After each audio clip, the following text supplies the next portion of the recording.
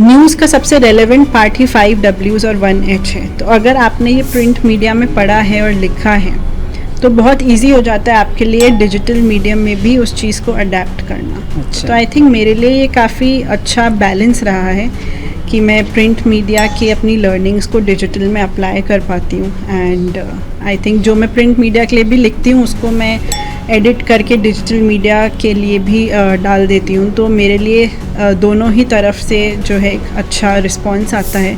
Thirdly जो भी print media में आजकल आता है वो भी हम सोशल मीडिया के ज़रिए बहुत से और लोगों तक भी पहुंचा पाते हैं। तो जैसे अगर जयपुर के लोकल न्यूज़पेपर में कुछ आ रहा है तो वो सिर्फ अब आज जयपुर की ऑडियंस तक ही सीमित नहीं है, मैं उसे सोशल मीडिया पे शेयर करके दिल्ली, बॉम्बे या वर्ल्ड में भी कहीं कोई भी उस चीज़ को पढ़ सकता है। तो आई थिंक एक दोनों को साथ में रखकर चलना एक काफ़ी अच्छी स्ट्रैटेजी है।